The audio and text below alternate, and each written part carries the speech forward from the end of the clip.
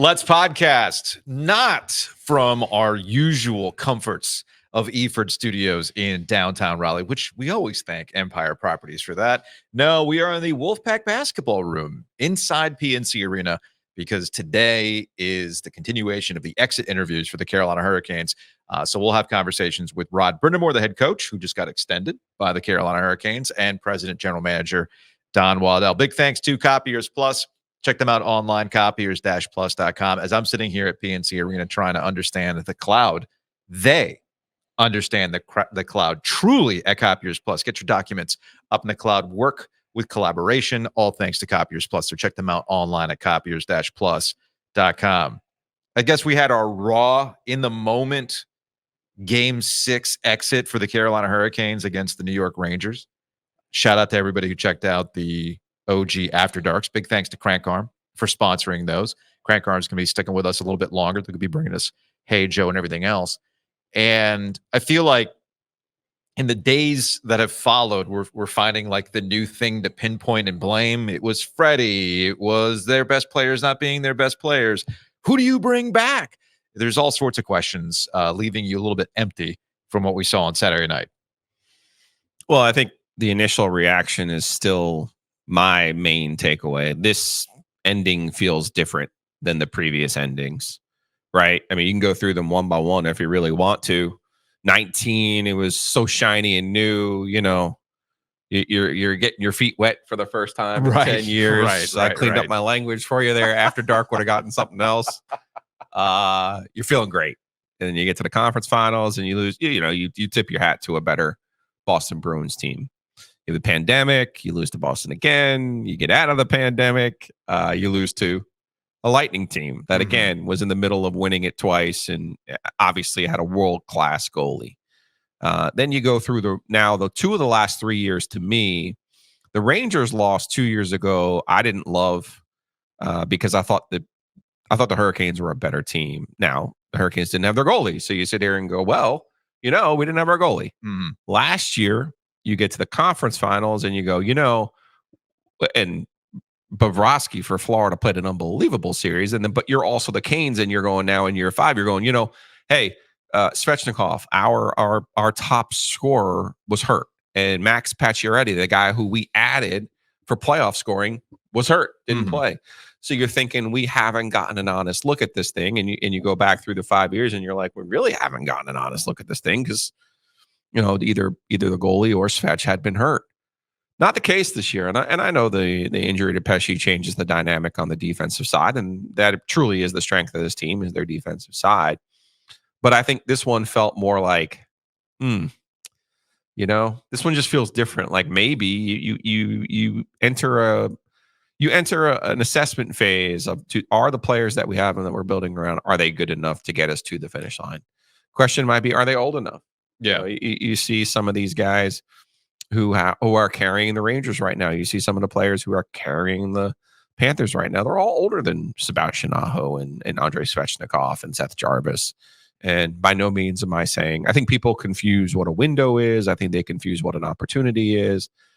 But I think, and obviously Slavin is a big part of that core. I think you just have to look at it and go, okay, if we keep this core, what do we have to do to help them get to the finish line? And it's probably not all that different of a conversation than they've had in previous years, if we're being perfectly honest with ourselves. Other than the health part of it. Yeah, right? It's a conversation they have every year, but the difference is you're looking at almost double-digit like free agents, changes, restricted free agents, salary arbitrations. Right. There's a certain bill that's coming due that's going to change the team in a very big way. And the questions that are going to be asked of the Carolina Hurricanes this offseason, specifically for Brind'Amour, specifically for Don Waddell, clearly what you have built is successful to get you into the playoffs consistently. Clearly what you have built has consistently gotten you out of the first round of the playoffs, which, hey man, that's not the easiest thing to do all the time. It's funny, I was on with Jordan Kramer yesterday from CBS 17. She had me drop by the TV studio to do their little sports, a sports interview. And there was a question about, right off the bat about the Stanley Cup. And the answer is it's really hard to win the Stanley Cup. Okay. It's just, it's like the NCAA tournament. Yeah. Why didn't you ask? Well, because it's really hard to win this thing. You see countless teams that flame out early in this situation. I wouldn't say the same thing is I don't see the Carolina Hurricanes flaming out. It's not this spectacular, like, oh my goodness, you just completely just imploded in this situation.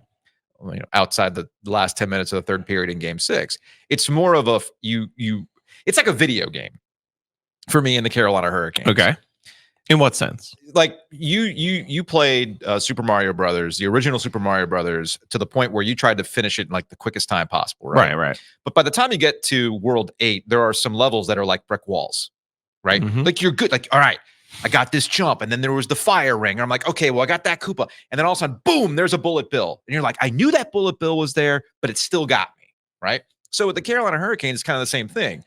I've done all the things I need to do. I get to this final level, and Igor Shesterkin, damn it, he's the bullet bill, and it got me again. Or Bobrovsky last year, this goal, a sub-boss, if you will. And I thought it was Chris Kreider Kreider this year. I thought okay, that was the main difference for me this year. It kind of did feel a little bit like, whereas 2 years ago, I thought they were better than the Rangers, better team. Sure. I thought the Rangers were a better team this year, in part because of that top end talent. And I thought Kreider, who was a 50-goal scorer in his career and has been 30 plus, is older, right? I thought he took over the game in that third period. He did the things that he needed to do, much in the same way that Sebastian Aho took over the game in the second period. Yeah, he did. To be perfectly honest with you, but the point is that yes, there's some. It's this continuous. I'm doing all the right things.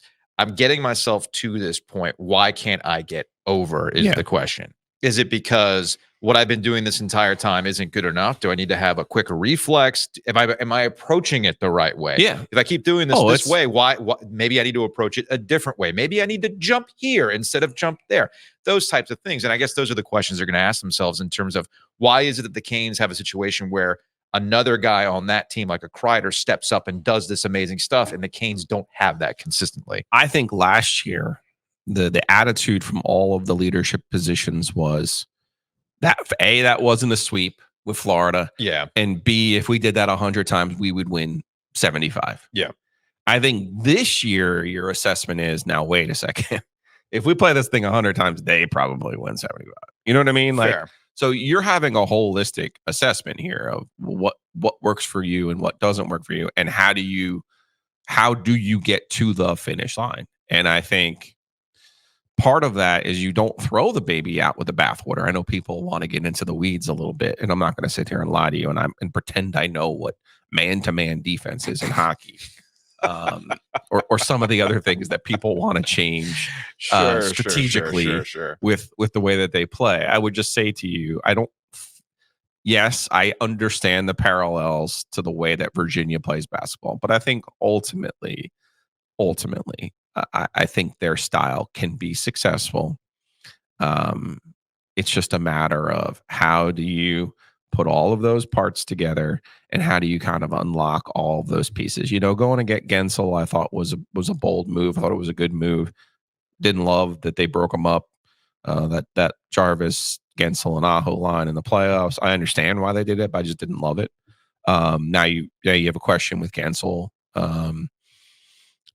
Cap space is a great thing. I think people forget sometimes, like, just because we're seeing this in the portal in college basketball. Mm-hmm. You can lose a guy. Like, if they don't re-sign Gensel, that's fine.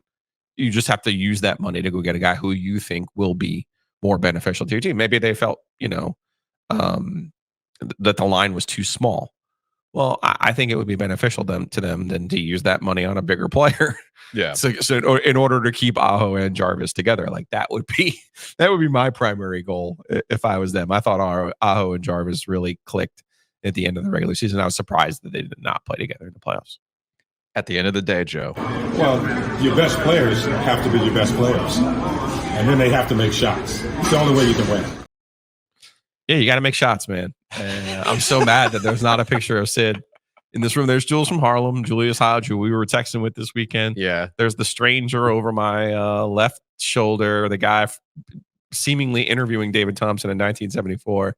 And no matter how many people Yeah, I if- ask if from that you- era, If you move over a little bit, if you're watching on YouTube, you can actually no the other way. You can actually see that guy. And look, he's got a fire fit for 1974. I man. have asked Chip Alexander. I have asked Colton Tudor when he was still with us.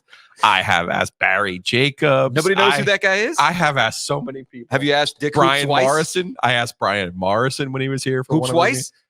I don't know if Hoops would know that from those circles from back then. Maybe I need to get AJ Carr in here. Maybe AJ would be probably able to identify him. I But don't know. Maybe every we'll, person I ask is like, we have no idea who that guy is. Well, I'll put it out The on YouTube. mystery. I'll put it on YouTube. Maybe we'll find it that way. Since I've got the Roadcaster Road Edition with me, I do not have the Happy and Hail song, so I'm just going to sing it. Let's Okay. take a break. Let's take a hockey break. Brought to you by Happy and and Hail. Hail. Big thanks to Happy and Hail. Much better synchronization there. That was good. Harmony. Little harmony there, a little harmony. So big thanks to Happy and Hail for sponsoring us throughout the postseason. Check out the Bernsey Bowl, still available at Happy and Hail. And I don't know, maybe you found yourself like me doing late night snacking because you're editing and you're still kind of high wired from the game and you're looking at Twitter, you're looking at the Rangers fans, the YouTube comments. And then what do you do late at night? You snack. Mm. You got to detoxify a little bit, a little healthier. That's where Happy and Hail. And again, eating healthier doesn't mean you lose taste. Okay. There's this weird, like, this assumption that, well, if it's healthy, it doesn't taste good. Incorrect. That's why you go to Happy and Hail. Thai chicken crunch. Great clean eating at Happy and Hail. So check them out. Happy and Hail. Again, we thank them for sponsoring us throughout the postseason. Housekeeping. Thanks to Inovana for sponsoring Housekeeping. Again, I do not have the at-home Roadcaster. I don't have the jingle set up on here. If you have mess inside your mansion or trash in your cabana, get it green, clean at Inovana. Bling. Got to have that little guitar out. Check them out online, ENOVANA.com, Inovana.com. They come out to the house yesterday. Last week, they came to the house. They'll be back at the house next Tuesday. Next Tuesday, Joe. Ovius has got them on speed dial. If you could fit them in between their work at the Ovius house, you'll see that they have a great website and great service. So we have a winner for the OG Beard Gang. They're going to get the bottle of the Colonel. Oh. Are you excited about this? Oh, let me. You have pictures? Yeah, I got pictures. I'm going to pull it up on the YouTube here. So this goes to Big BLR, who had the big beard. He even had the Burns shirt to go with it. He gets the bonus points because he was in the jump when we asked for the OG Beard Gang. And then he shaved it down to the sweet. Look at this mustache. Yeah. Look at that thing. That's nice. That's really impressive. That's And then now clean shaven. and now clean. Now he just looks like a baby. Yeah. So The stash was the stash was impressive. super impressive. Super impressive. So that is your OG Beard Gang winner. I think we should give the bottle of Jack Daniels to Al Hood. He submitted his final beard to the email. It was okay. We were going to do a you tried. Oh. Remember, well, Al keeps hitting these parlays on the DraftKings, man. We might get to he that. might be owing us some. I know. We might have to get to He's that. been in hot. the His Hey baseball. Joe. His baseball has been hot. Yes, he has. So I'm thinking maybe Al's going to get the bottle of Jack because, hey, at least you tried. Okay. But thanks to everybody who submitted for the OG Beard Gang. I actually trimmed up my beard. I had that neck beard kicking. I had it going over the lips. I had to clean it all up. But the beard is back. The beard is back. What, you're acting like you can't tell the difference? I can't. It's the neck. It's all in the neck. So anyway, again, big thanks to everybody who participated in the Beard Gang. May 25th, the Podcast Festival tickets go on sale. So be on the lookout this week when we put that out there. The Podcast Festival is going to feature us, although we're not really the headliner. We're an opener. We're the appetizers for Shutdown Fullcast. Shutdown Fullcast is going to be in the house at the Rialto. Big thanks to Breeze Through for being the presenting sponsor for that. And tickets will go on sale this week. We'll have more information for you on the social channels. And Dimitri will drop on by this week too. I think since we're in off-season protocols, we're going to dust off Dimitri's radio bid of the week. Yeah. Spin the wheel. Spin the wheel and see what we get in terms of the radio bid. Love it. So I'm looking forward to that. So again, May 25th for the Podcast Festival. Joe, I'm actually kind of glad that we're not in the studio today with all the lighting, because that means the rowback hoodie that he has on right now would not throw all the white balance off. We're just in a nice dingy fluorescent place right now, so I think it works. This thing is crazy comfortable, man. This is the hot route hoodie. It's Hot route. It's even more ridiculous in person. Yeah, I tweeted at you when I got it. I was like, oh man, he's gonna be so bad. I'm like, I don't care. I'm wearing it. It's glorious. Check them out, rowback.com, RHOback.com. Use that promo code OG20. If you like the hoodie that Joe's rocking right now, you can get 20% off right now when you use that promo code. Again, that's OG20. Big thanks to Matt Davis and State Farm. Check him out online at suregarner.com, theoginsurance.com, or call him directly at 919-779-8277. You can save money on your home and auto. And speaking of your home, maybe you're refinancing. Maybe you're selling your house. You got to take that thing to closing. Whitaker and Hamer can help you out. Attorneys and counselors at law. Check them out, wh.lawyer. Again, that's wh.lawyer.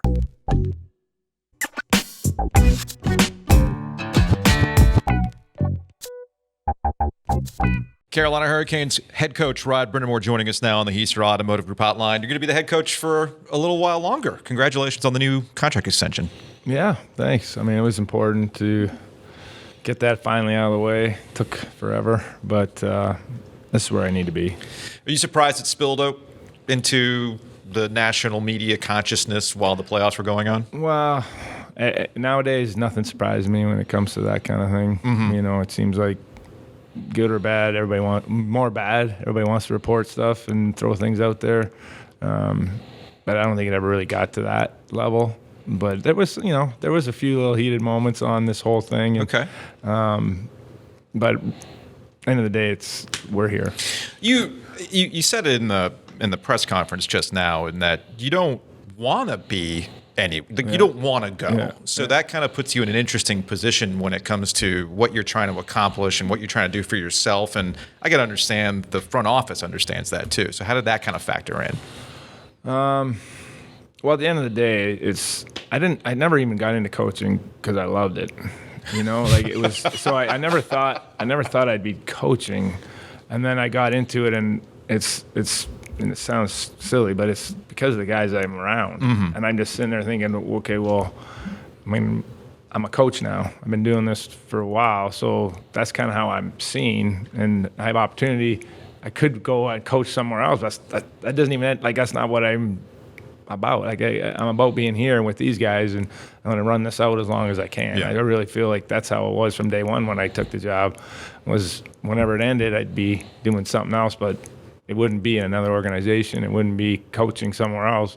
And thankfully, we didn't have to get to where I think a situation would have been, that might have been enticing, if you know what I mean. So we were able to head that off. What was that process like? Do you handle that, or you have your agent handle that? I don't have an agent. That's why I thought you were a Roy Williams type. Donnie and I worked this out in September. That's why. Okay. That's why I was like, we're good. But it never really got. There was little things that were important. Number one, not so little, but my staff, they had to get their stuff together, and that seemed to take a little while. And then when everything kind of got together, we had a little hiccup at the end, and that's when people caught wind of it and kind of made it a little bigger than it was. And that actually probably helped, though, in a way, because then all of a sudden we took care of it. So, sometimes it works in your favor when stuff gets out, I guess. I don't know. And also, those people, you'd miss us. You're so used to us by now. I'd miss all you guys. Right. You're so used to us now. I mean, come on. In Toronto, it's a little bit different. Yeah, it's a lot different. I think you gave it away in the press conference. Like, first of all, you're crazy competitive, right? So there's only so much golf that you could play. You know what I'm saying? Like, I could play golf the rest of my life. There's only so much golf that you could play and be satiated with that. I realized I don't even like golf, but it's just I like who I golf with. Sure. And it's an excuse to get together with guys for 4 hours, 5 hours, whatever it takes. It's not really the game. Like, cause I'm can't say that word. You can. It's a podcast. You're fine. I'm no good at it. So right. But when you said it's about what I was interpreting was it's about the pursuit. It's about kind of solving the problem now here. Yeah. Like you said, as a player, people forget you went with the Flyers. You know, you went and then again in 02, and then it was the third time that you get there. And I look back on that, and I say at the time, if you could only win one, it was much better to win it near the end because it kept you hungry. You know, now I was still hungry after to try to win again, but I think like I look now, if we were to win, I don't know that how hungry I'd be to continue this. Do you know what I mean? Like I think it'd be time to say, okay, I'm gonna go Coach Brooks. Go do something else, but I can't yet. Yeah. Right. That's where I'm at. And that's where the competitive part comes. That's where the problem solver part comes in too. And the problem, because I might be here till I'm 100. You know? Like, I hope not. So about that, I think I'm convinced that football has warped all of our brains and how we talk about every other sport. Okay, so you enter this postseason, it kind of ends in a similar fashion, sooner than you wanted to, obviously. So there's I think you referenced it. There was a lot of things that were out there that you picked up, but that just weren't true. And the whole staff is coming back. And the thought is, well, if these things aren't working, why don't you make a change in the What's staff? not working? Well, That's what I'm asking you. Power play, but okay, for 4 games. Okay, let me put it like this then. So let's look at it that way. Our priority coming in this year was get the power play in the top. Yeah. And it ended up in the top. I think we were actually second. Someone said you were second. I didn't even look at it. We were second in the league for 82 games. So that tells me we're doing it right. Now, so I'm going to put this in 2 ways. I'm going to put this in 2 ways. The first one is why you're retaining the staff and how it's different than, say, we're going to get a new offensive coordinator. Yeah. Football is the same. It's like, this thing isn't working. Well, we're going to get a new offensive coordinator. Hockey is different that way. How? I don't know. I mean, the only thing I could relate it to is we have more, because we have more games. Like I just feel like there's more data to prove that you're doing it right than wrong. Okay. If it's 1 or 2 games in football, that's 20% of your season. But you know what I mean? Like 1 or 2 games in hockey is it really that bad? Did you get your chances and just didn't go on that power play? And then you went 0 for 4 and everyone goes, wow, this is terrible. But wait a minute. What if you had scored on that one? Did you hit the post there? You had 3 chances. You had 2 grade A's. Oh, it's because you gave up a shorty. Everyone says your power play sucks. Yeah, but we had 2 2-on-1s on their power play and didn't score. What if we had scored? You take a step back and go, wait a minute. And we didn't execute on that. Okay, but does that mean that power play guys are no good? Does that mean the way your structure is no good, or just the other team did a nice job that penalty kill? You know, whatever. You need a little more. There needs to be a little more data. There needs a little more time. And so I'm looking at the big picture, and that was an area that hurt us in the start of the series. Is that what cost us the series? I don't know. I look at we fought our way back into it, and I didn't like the last couple goals. You know, like let's call it how it is. Freddie got to stop that one. Yeah, can't let that one in. That's the game. Now we win that game. What happens? You know, so we fought our way back in. So what did we do right to fight our way back in? You know, I'm looking at both ways your way on it. What's that? You played your way. Yeah. Second period of the game you lost, I was like, well, this is it. This is how they play. You got to remember, the other team is. Yeah. There are good teams in this league. Yeah. I don't understand that. Everyone's like, oh, you lost. That was the best team in the league. We tried to chase them down. We couldn't play any better the last 4 months of the season, and we couldn't catch them. And we tried. So you were 4th in the power play during the regular season. The teams in front of you, Tampa, Edmonton, Rangers. That's where I would say the evaluation process comes in, right? Tampa. Obviously, the skill players that they have, you've run into before.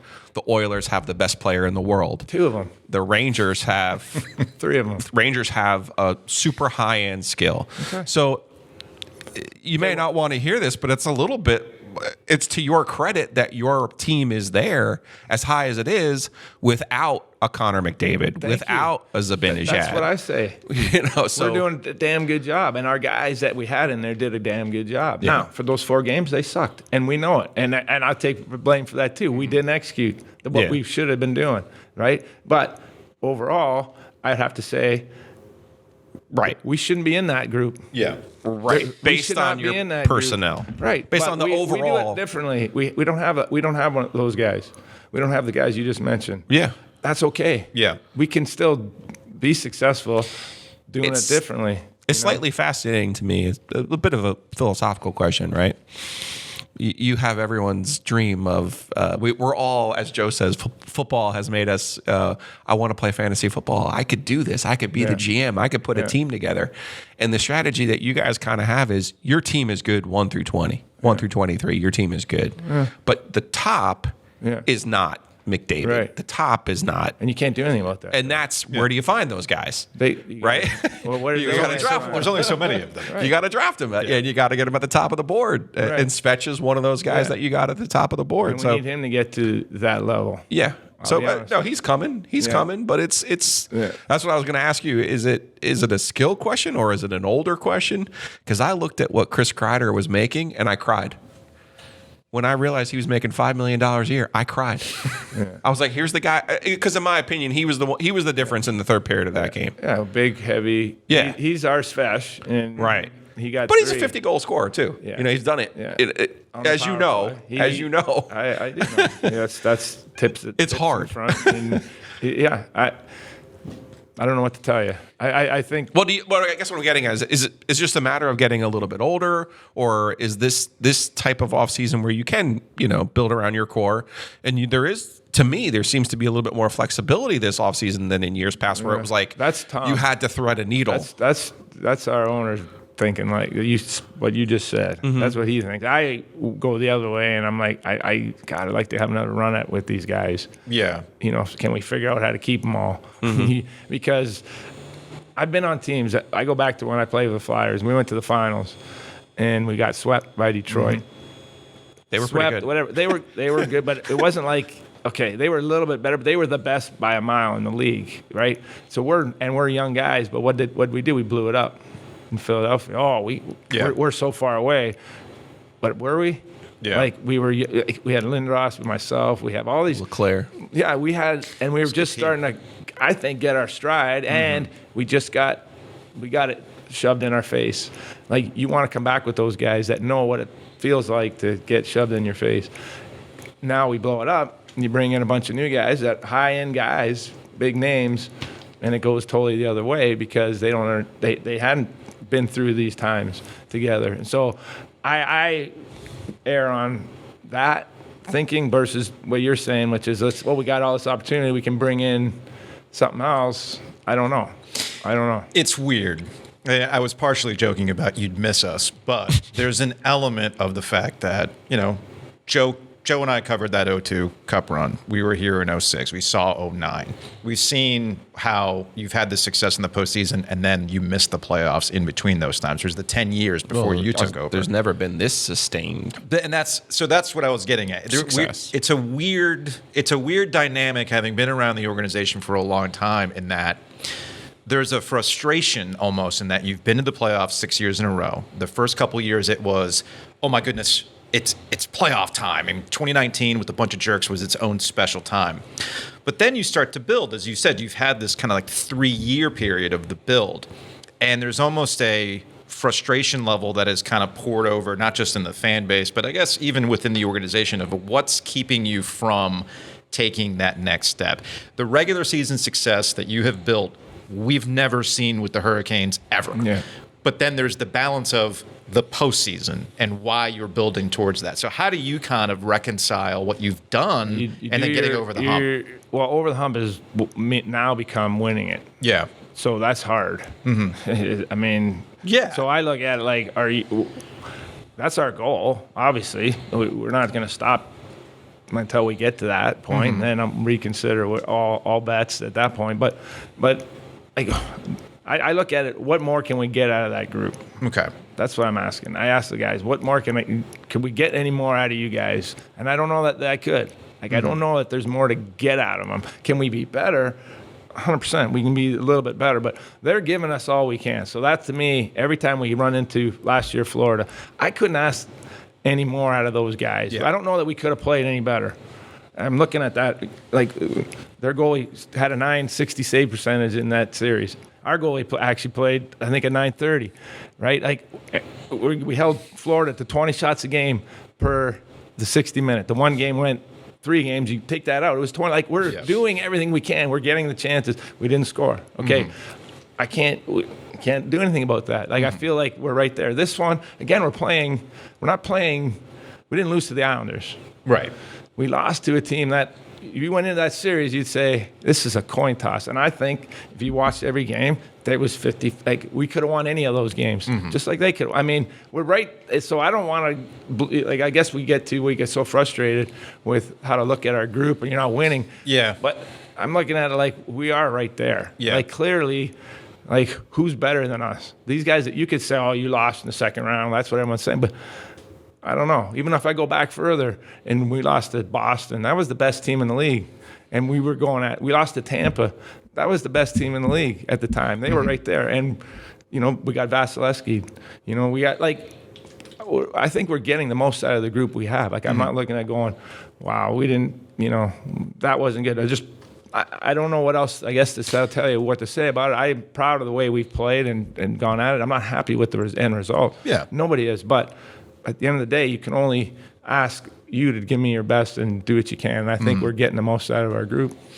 But I guess as we wrap things up here. Well, you're already animated, so I might as well just get it out there because we support you like 99%. There's a 1% though that I have to ask, and maybe because he was hurt. Why did you break up Jarvis and Gensel and Too late. Fishy? Too late. Okay. They were just getting crushed. Light. Okay. Yeah. Okay. They were getting crushed. It wasn't sustainable. You could see it clearly. So I had to move Svesh down there to get a little meat. Okay. And then Jarvis can kind of play anywhere. And I think it actually, you know, you move him up with Jordo. Jordo's a puck possession beast. Yeah. So the theory behind it is now you're going to get Jarvis more opportunities. You're going to, you know what I mean? That kind of mentality. And, you know, regular season, that line works that you mentioned. It's a little less physical. Yeah. I think when the playoffs, it just got to be obvious that they weren't as effective. As we find out, Jarvis was nursing a whole bunch of stuff for the majority. That negotiation feels like your negotiation. Yeah. Don's up there, effusive in it. Yeah. Everybody wants to be paid. Obviously, unfortunately. And that's the thing. I guess we could close on that, right? Everybody wants to get paid. You've been part of teams with the Canes where some guys made those decisions to go elsewhere, even though you kept a good chunk of the group. So do you have conversations with these guys Yeah, all the time. about that kind of stuff? Even your own experience and the guys that you've known who have gone elsewhere. How does that conversation go? Wow. I mean, I don't really want to tell you all that, but I tell you that it's going to be tough. I just went through it. It's not, you'd think these would be easy to go, you know, we love you, No. I'm telling you, it's not going to be like that. There's a business side of it, and when Business Tom comes out, it's going to be, this is what we're trying to do. We know the business side of things all too well, right? So just, you got to be aware to it, and I think guys all understand it. The good news, they all want to stay, but there's a price. And, you know, I always tell the guys, and I'll tell you, like, there's a price to leave. Teams will have to pay you. We can't pay that price, right? Because if we offer you X and they offer X, we get you all the time. Right. They have to offer you Y. We can't pay you Y, even though you're worth it, because someone will pay you. That doesn't work. It won't work. Can't sustain this group. So you have to give us the X price. And then, no, you could have got Y somewhere else. And if that difference is too much, then we shake hands and we move on. But no hard feelings. But that's kind of how you can't expect Y when you're worth X, if that makes sense, because we'll have no team. We're definitely Z's. So. Yeah, right. And I'm an A. So there you go. Rod, we appreciate the time as always. You got it, guys.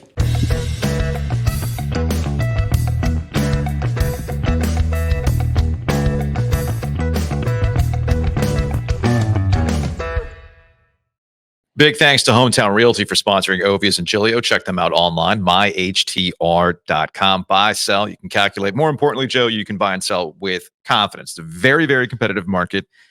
If you don't have your ducks in a row, you might lose out on the house that you really, really want. And that's where HTR comes in, buying with confidence, making sure that you got what you need to make the right move. Yeah, don't try to do this on your own, especially in this market. Plus, the price of housing keeps going up. I know people are always fixated on interest rates, but the truth of the matter is the price of these houses continues to go up and up. And, you know, you might think, oh, I could take a deal from somebody and do it myself and save the 3%. Like, come on, guys. I'm not a math expert, but it's definitely not worth.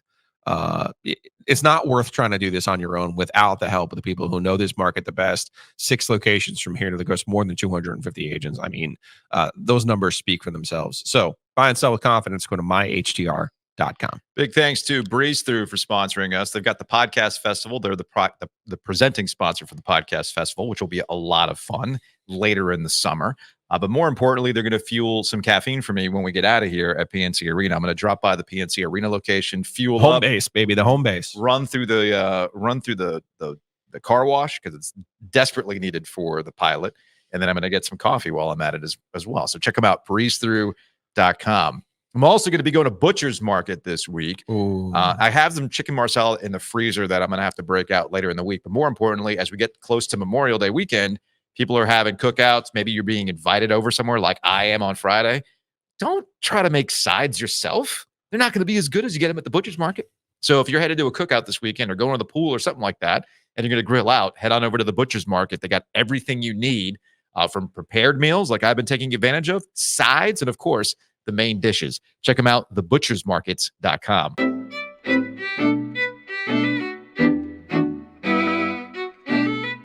Don Waddell, President, General Manager, Carolina Hurricanes, hanging out with us now on the Heister Automotive Group hotline. Don, A, appreciate the time. B, I think you've been hanging around Seth Jarvis way too much lately. I think you got like a Kahuna's reference out there during the press conference today. That's Seth rubbing off on you. What's really funny, I don't even know, is this story the other day. I come in the morning to work out before everybody gets here at 5 in the morning, and I go to the T-shirt basket where we have a bunch of T-shirts. I put this T-shirt on. It's Jarvis's ripped off arms. I got his T-shirt on working out. I'm looking in the mirror saying, wow, if anybody sees this one, I'm in trouble. Was it the Harvard shirt? It wasn't the Harvard one. Oh, okay. It was another one. He rips off. He always tears his sleeves off, and he's got the yeah. That's the look, and it's going to Finland. Yeah, it's going to be amazing. That's going to be a scary trip. So you said in the press conference, you're starting this stuff earlier than anticipated.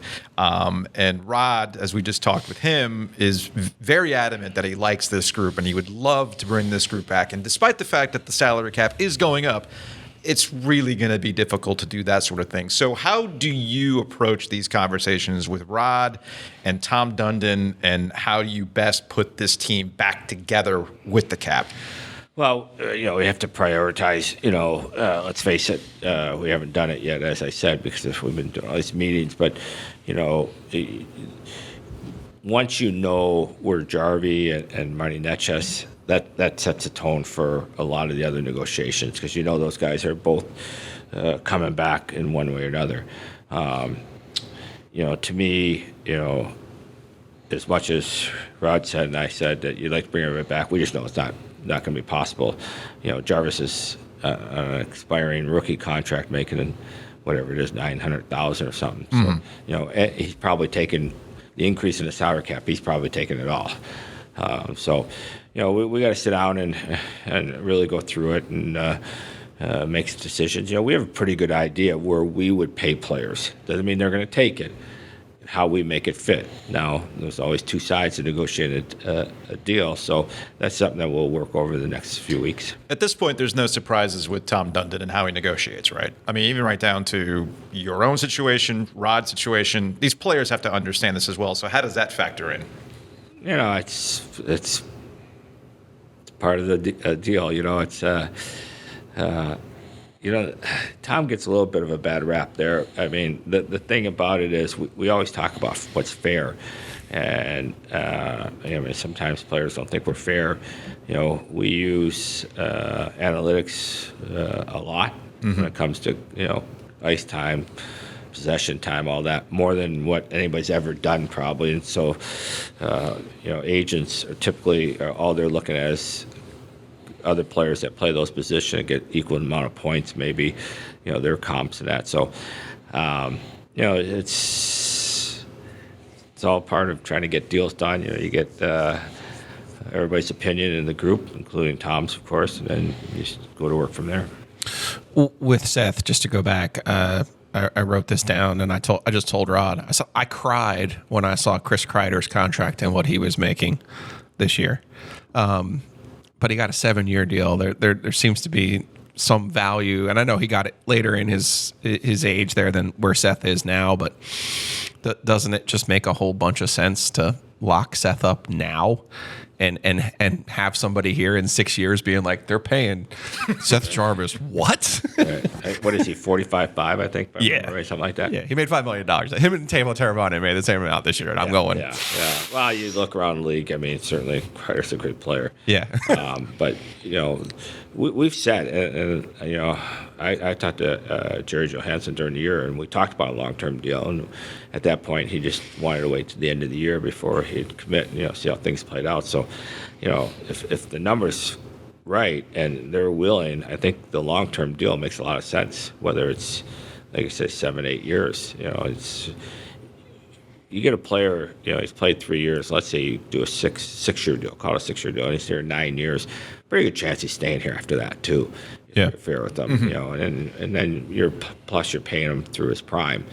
Jarvis is still young, but you get these players till they're 29, 30. Usually there's a little bit of a, not all players, but a little bit of a slide once they become 30 years old.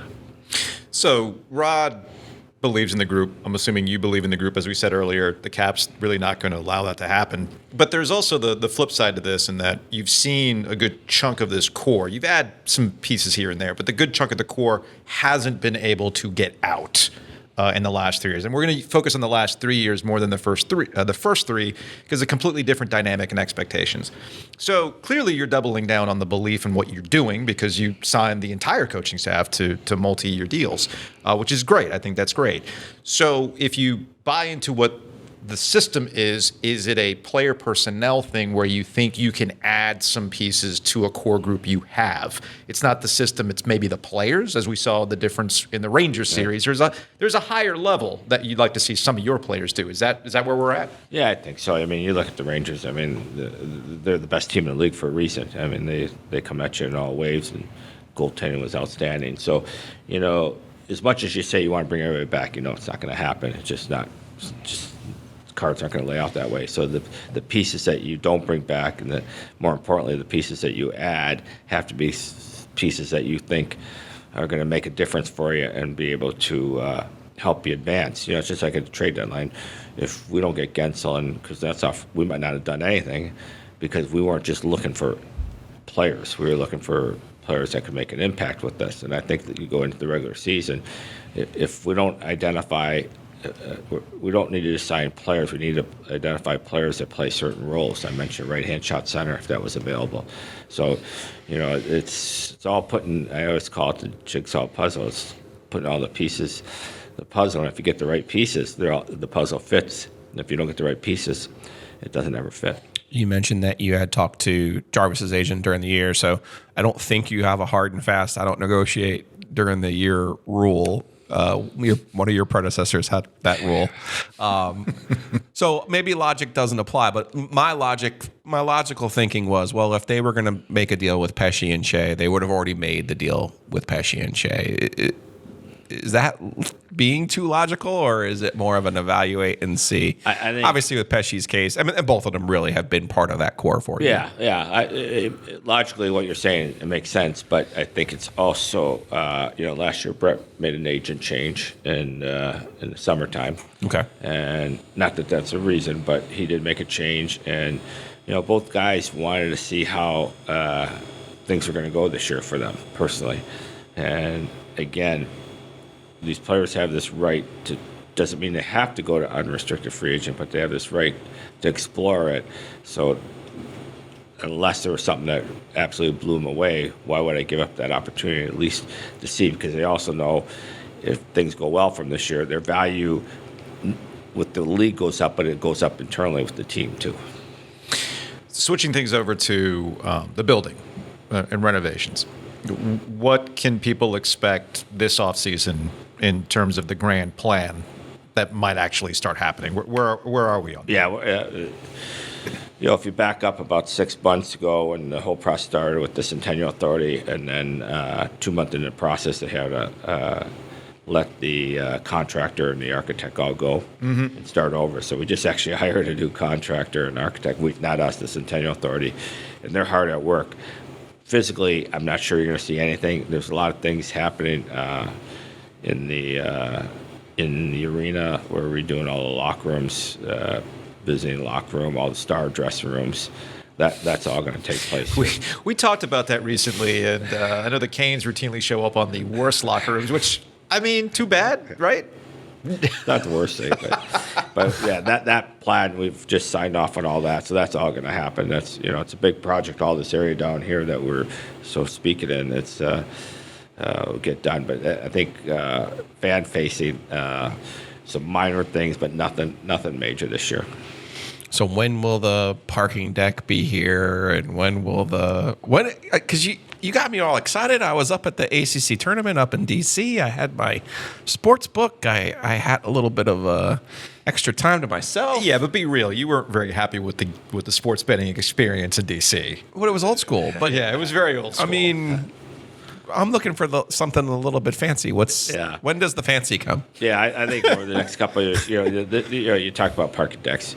We're going to end up with pretty close to the same surface parking we have. We're just going to have so many more infrastructures. We're going to need parking decks. We're going to put a Live Nations music venue on the property. You're going to need to park cars. You can have shows going at the same time. So parking decks are at least my concern. What the biggest thing we're working right now, to be honest with you, is the ingress and egress, because really there's only two roads that come on the property. Yeah. Because you come in off Edwards Mill and you end up at a four-side coming off Trinity and so forth. So we're working with the DOT, the governor's office, the county, and the city to make sure that we, especially as we continue to talk about expanding on this property, we need more points of access to the property. Yeah, I went to the Final Four, and I'm not going to lie to you. I cursed you a little bit for the Stadium Series. And I was like, this is the Final Four. They got this shit on lock. I sat in traffic for like 4 years for one hockey game. Meanwhile, Final Four was like, whoop, I'm in, whoop, I'm out. Yeah, I didn't want to throw stones, but we should have handled the parking, but we didn't, but that's okay. Okay. Yeah, that's a touchy subject. Yeah, you're on it then, is what you're saying to me. That's a touchy subject that goes beyond, if it's not football, then there are some, based on my understanding on these things. Gambling, sports betting, as Joe mentioned it happened. It started. Now it's just kind of part. Are you surprised how quickly it just became normal for people?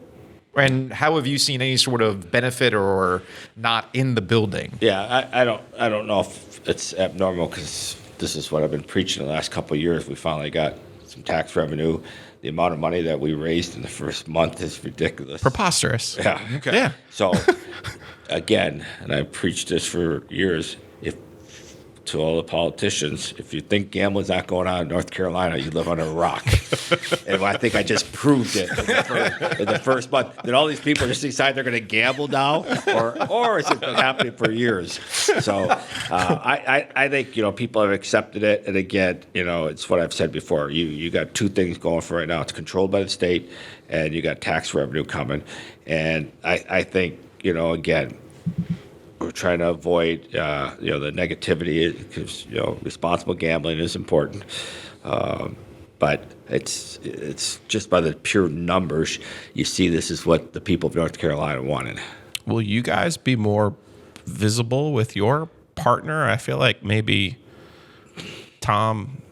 There was Business Tom is how Rod called him. I feel like Business Tom's leaving a few dollars on the table. I saw 4 ads on the ice with gambling companies. I didn't see any Fanatic stuff anywhere. Nary in the building. Yeah, it's very low key. Yeah, our deal with Fanatics is different than most of the deals around. We didn't do an exclusive deal with them. Did not. Okay. We did not. Okay. We thought, and they were good with this, that we thought that if we don't, there would be more money to be made, being able to bring in multiple partners. And it, again, it's a short window, but it's proven out 100% that that's the case. Instead of going to one of the other players that have more of a they would want you to be exclusive. Capacity. Basically. They wanted the exclusivity. Yeah. And we just thought that, when you're doing these 10-year deals, you want to be careful to get into exclusive deals, because, where's this thing going to happen, go in the next 3-5 years? Nobody knows. Yeah, no, nobody knows. There's some other business questions that are outside the Carolina Hurricanes. Expansion continues to be a hot topic for the NHL, and I'm just looking at it and how that affects you and the cap and going up and things like that. And I guess we can close on this. Do we know what it's going to be next year? Like how much it's going to go up? 87 million. Okay, and then how, without having it in front of me, are there going to be any sort of surprise increases as we go down the line? Because as we find out, there's always a little bit more money that they find in the couch cushions and things like that. So how do you kind of plan that out over the next couple of years when you are looking at these longer term deals? Yeah, they the league give you the guidance that it could go up any place from 1% to 4% each year. Okay. So we kind of use 2% internally. We don't think it's going to be 1%. And if it's 4, it's an extra $1 million or something. So we have all the models that run it out for the next 4 or 5 years until the CBA expires, and I think we always are pretty darn close on it. Okay. Well, Don Waddell, President, General Manager, Carolina Hurricanes, we appreciate the time as always. Obviously, we're having this conversation a little sooner than we wanted to, but the offseason starts, and we'll see what happens. Great. Appreciate you guys being here, and thank you for everything you did this year.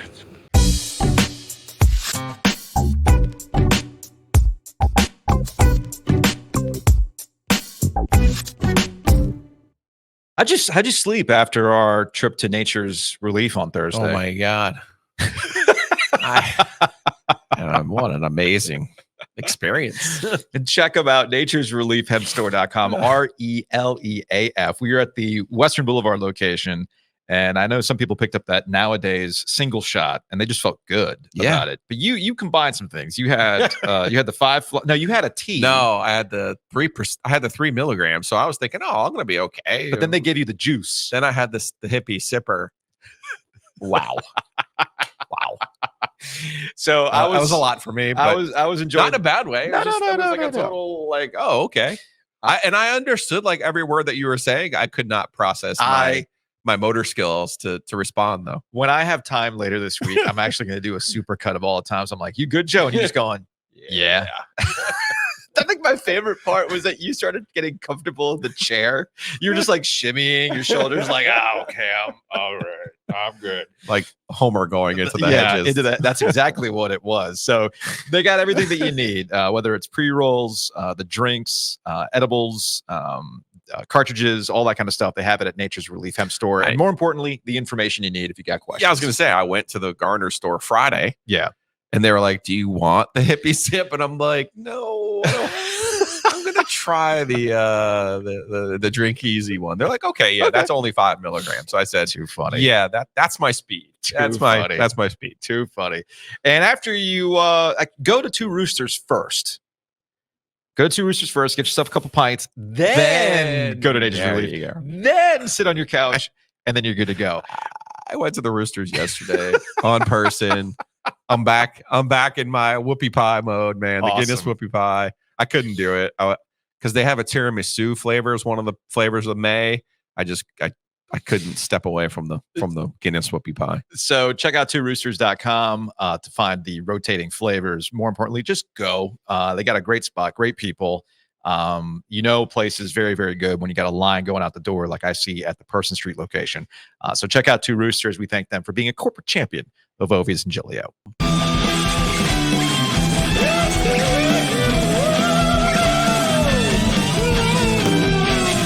Lightning round. So I can't believe Paul Levesque and Motorhead have not come after us for. No. That's been the case. I'm with the Road Game Roadcaster. So I don't have all the bells and whistles loaded on this thing yet because I'm lazy, but because it's preloaded. I have the lightning round voice effect. Let's go. You ready? Let's do it. Lightning round item number 1. I saw Xander Schauffele was positioned as the Dan Marino of the golf world. And he's now done something. Good. He's now done something that Dan Marino never did, and that's win a major. That's pretty good. He won a Super Bowl, PGA Championship. That's pretty good. Zanny definitely earned it yesterday at Valhalla. It's the 62 in the opening round. Obviously carried him through the first 3 rounds. Mm-hmm. But yesterday, Victor Hovland and Bryson DeChambeau played their asses off yesterday, and it's still Bryson DeChambeau shot a 64 yesterday on a Sunday in a major on a course that was absolutely built for him to win. Yes, of course, I had a DeChambeau ticket. But Schauffele was one shot better and absolutely earned it. Good for him too. Some people don't love the dad. Some people don't love him. But I think this was our classic example, Joe, of when you and I hear a coach. How many times we heard Ron Brind'Amour say, "I want to go out and play tomorrow after you lose it." So he loses in Charlotte and was walked down by Rory McIlroy in Charlotte, and I think he just wanted to go right back out and play, and he proved it. I do think I had a little bit of a disagreement with Brad Frisch, our friend, about why he won yesterday. Mm-hmm. And I think a big part of that was Scottie Scheffler wasn't walking him down. Rory McIlroy wasn't walking him down. Bryson is a major champion, but he's still not at the level, I don't think, of Scottie or Rory or even John Rahm. So for him to kind of play and be able to play his own game yesterday, I think that was huge for him, and that he wasn't paired with Bryson. I think he would have probably had a little bit more pressure on him in that sense. But he performed beautifully, and a well-deserved championship, his first major championship. It won't be his last. He's just a really talented ball striker. Next in the lightning round. I'm surprised we talked any actual golf and not about Scottie Scheffler, who finally did something interesting. Wow, we haven't been on the air since then, have we? Yeah, no, we did our live show from Nature's Relief on Thursday. We did the After Dark with the Canes getting knocked out in Game 6, and this is our first. Now we're going to talk to CL Brown. CL Brown, in Louisville, he's Courier Journal. He was there covering it. Yeah. So we're going to talk to CL tomorrow about, as he said, this too much. And so I look. He's supposed to be arraigned on Tuesday, but I don't know if that's actually going to happen. We're talking about the squarest of the squares. Yes. And we can obviously joke about it now, but obviously because the worst damage was $80 pants were ripped. That's what I saw in the police report. The police officer pants at $80. That sounds about right. This turned out to be a best case scenario. I'm being serious right now. Yeah. Louisville and police, it's not a great recent history. And this is a situation where I think it was fortunate that the players involved and the races that were involved were such, because this could have been, this really could have been something else. Let's just say if it was Tiger Woods or Sahith Theegala or the only thing I'll say, or someone who didn't look like Scottie Scheffler. I'm just glad that it turned out this way. After everything we went through 3 or 4 years ago, a lot of those, and Louisville's at the heart of this. Yes. So yes, there are a lot of jokes to be had. It was, Xander. It was Xander's dad, who's been known to be meddlesome, calling in a favor to get Scottie arrested, and whoever else, trying to. There were lots of jokes. I mean, never mind that a pedestrian died, and that's why we were there. Not just a pedestrian, but someone who had been volunteering at the course. Yeah. So, so it was weird. It was weird to me that the entire focus was, is he going to make his tee time? Somebody died. That's really the least of my concerns right now. Yeah. So there were a lot of jokes to be made, and you can't help but see it. And I'll upset some of our listeners when I say this, so I don't give a crap. I'll go ahead and say it, but it's like, it's interesting when you say, hey, just do what the police officer tells you to do. It's interesting when that's adhered to, right, and when it's not adhered to. Just saying. I could totally understand his point of view, but like, hey, I'm trying to get to my I'm trying to golf, buddy. So I'll try to golf. I'm glad that it turned out the way that it did. Speaking of jokes. Next up in the lightning round. And how we see things a little bit differently. When I see a fight in NASCAR, I'm all in. Give it to me. Yeah. Yeah, man. There was the All-Star race was at North Wilkesboro. Trading paint and trading fisticuffs. And Charlotte Observer's Alex Zietlow was there. And Alex actually, he caught himself. He was meme worthy on the initial video. But apparently this video between Kyle Busch and Ricky Stenhouse spilled. Get out of here! What the fuck? Why you Degeneration X. Who's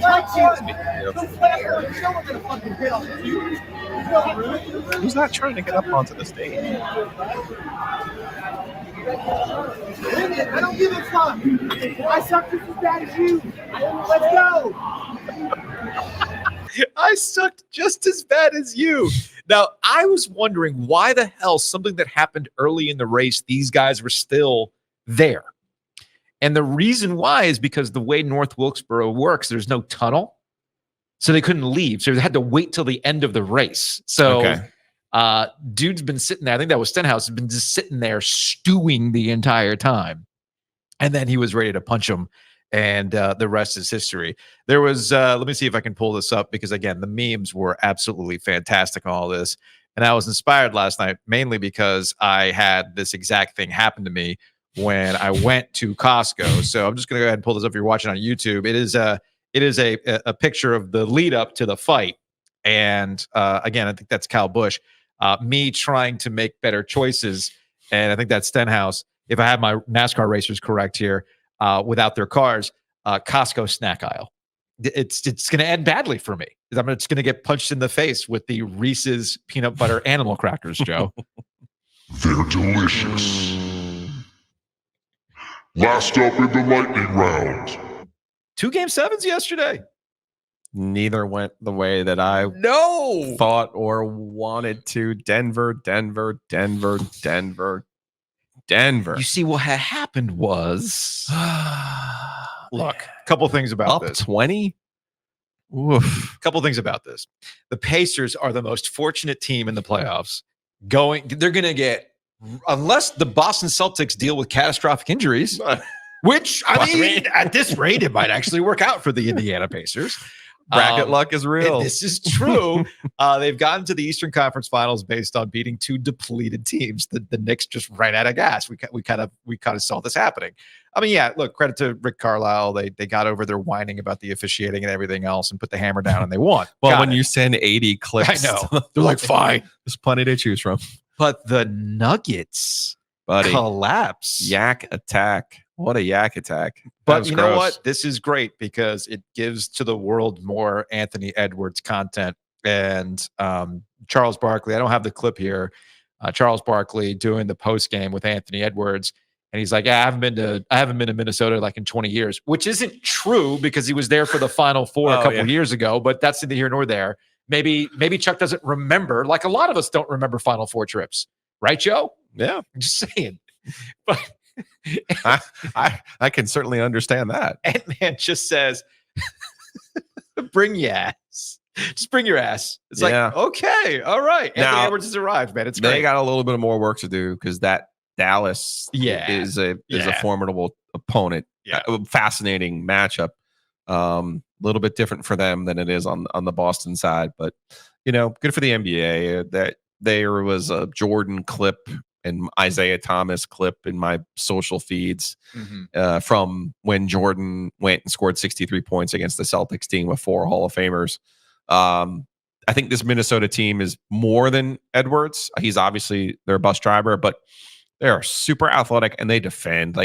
You can't hold a team like Denver to under 100 points and not be super athletic and defend, which is why they should be able to beat Dallas, but you're talking all kinds of crafty in Doncic and Kyrie. Kyrie, a true wild card there. I do think Denver did in their postmortem say, well, we lost to a team who was built to beat us.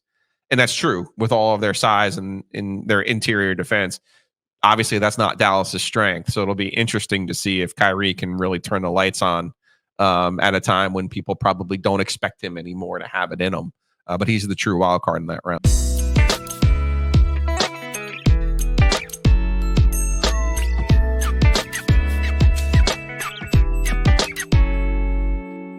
Big thanks to Sporkle for helping us out. Check out sporkle.com/OG Triangle for Sporkle trivia. You know the website. It's been around for a long time. Now they're doing in-person trivia. Big thanks to Jason, OG Scoreboard, for helping us out for our OG birthday bash back earlier in the month. And if you want to go support him, you can go back to Shady's on Thursday night where they do music trivia.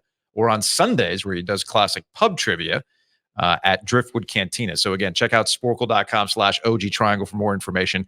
We thank them for sponsoring Ovia's and Giglio, as do Mosquito Authority and Pest Authority. Corporate champions from the jump. Check them out, bugsbite.com. With, in fact, I actually got a text from a friend of ours. They saw the sign. It's like, I'm assuming that this is because of you. Only because of us. And I'm going to go with yes. I'm going to take credit for all the signs we see across the triangle. Termites. Once again, Not fun. I got termite stations, but you get moisture in any area like a deck where there's some wood and there's some stanchions, buddy, you do not want to mess with termites. So bugsbite.com, check them out. Be preventative, or they're there for you like it was this weekend. I texted, I said, hey, I see these flying things that are not the right flying things. So, and I got another lecture about where I keep my firewood. So no, dude. So, no, you know, I keep that firewood on the other side of the creek, man. User error. Some of it is, but even when there is user error, Mosquito Authority, Pest Authority can help you. Do yourself a favor. Go to bugsbite.com. Find out all the ways they can protect the inside and outside of your home.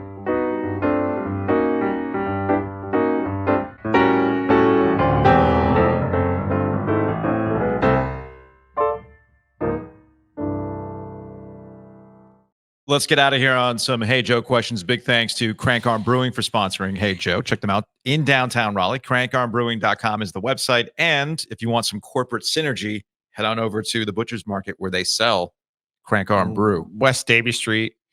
Great spot over there. Great beer. You know, I talk to you a lot about beer flavored beer. Mm-hmm.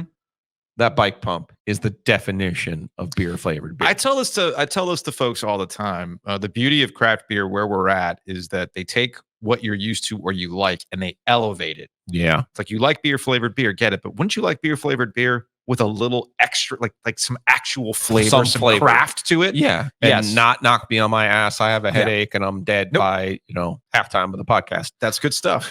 That's good stuff. That's all thanks to Crank Arm. I have a Hey Joe question. After I just dealt with inviting about a good number of Jacob's hockey teammates from his previous team over for his 13th birthday on Saturday. And one of the dads, Ron, was somewhat surprised in how I talked to other kids that are not my kids. The Giglio house is kind of like an open door policy. In my experience, the Giglio house out in Garner, it's like any old kids coming in and out. It's just open door, right? Our house isn't quite like that, but it's neither here nor there. If one of Jackson's friends or James's friends is doing something they shouldn't do, do you talk to them the same way you would talk to your own children? I have lit up more neighbors' kids and other people's kids than I probably should have, but I feel like if you're here in my house and you're doing something that I don't like, I am going to express that to you. Now, I have talked to my children like adults for a long time now. Yes. So that kind of bleeds over into how I talk to Jacob's friends from time to time. And there was something that occurred, because this is what happens when you get 6, 7, 13-year-olds hanging out. They're going to get a little worked up. Somebody's not going to be happy with somebody else because they said something. And that's when I have to be like, all right, I need you to chill, XYZ. Hey, wait a minute. You said something. I'm now calling your bluff here. Like, I'm just talking to him like I would talk to Caleb and Jacob. And Ron is cracking up. He's like, man, I would never, like, you're just talking to them like you would talk to, like, I'm kind of impressed in how you're doing this. And I thought, isn't that what other parents do? I mean, if my kids go to your place and screw up, and if they, oh man, Mr. Giglio was like kind of on my ass. I'm like, good. He should be. Yeah. Because we're also approaching pool season too, where it's like kids are going to be doing some rambunctious stuff. If there's not a parent around, I'm going to be like, hey, cut it. Yes. Okay. So I'm not wild here. No. Okay, good. No, because I need to know, because sometimes I feel like I'm like, ooh, wait a minute. Like, am I being a dick? Well, I mean, I am, but I mean, sometimes you got to be a dick. Sometimes you have to be. It's what it is. All right. I just needed that confirmation. Okay. I'm glad you and I are on the same page when it comes to that. Speaking about being on the same page, big thanks to Big Wolf. He went out to breeze through, left the coffee at home, knew what to do, breeze through. Yeah. That's what I'll be doing when I leave PNC Let's Arena go. here in a second. I think we also had some Butcher's Market We meals. did. So look at this. This is Yeah, from, I'm so jealous from of the CFB, Beho. from Beho. Look at this. There's your Dogs. tater skins, the popper, bacon poppers. Is that what we had there? Yeah, those are the Bacon wrap popper. That's fantastic. And Some those dogs. are those are potato skins, not the twice baked potato, but they're just as good. I've had those. They're very, very good. So yeah, man, Butcher's Market getting done. I love seeing that coming from the people. This is from Al, who's going to get the Jack Daniels. See, Joe and Joe, it is possible in a ridiculous 9-leg parlay. It was going to be 10, but the Atlanta San Diego postponed it, took one off. It's like hitting a scratcher. Yeah. So it was 10 pick parlay plus 67.47. You put $120 down, got $82 back. That's crazy impressive. I love that. To be right about 9 baseball games is pretty hard. I mean, and by the way, he made the point about Atlanta. Atlanta lost yesterday by a lot. Yeah. So yeah. I'm glad that it worked out that way. To JB, just want to shout out Joe and Joe for their coverage of the Canes through the playoffs. Y'all know I rock with y'all, but y'all did yourselves this year. Long live the comment section on OG After Dark. Like, I'm not gonna lie, starting from the ACC tournament all the way through a Final Four run, you and I were not expecting. Right. Followed through with the Canes After Dark, which wasn't the original plan. Right. Of doing them after every game. I'm not gonna lie, I'm tired, man. Yeah, I'm kind of tired. Not as young as we used to be.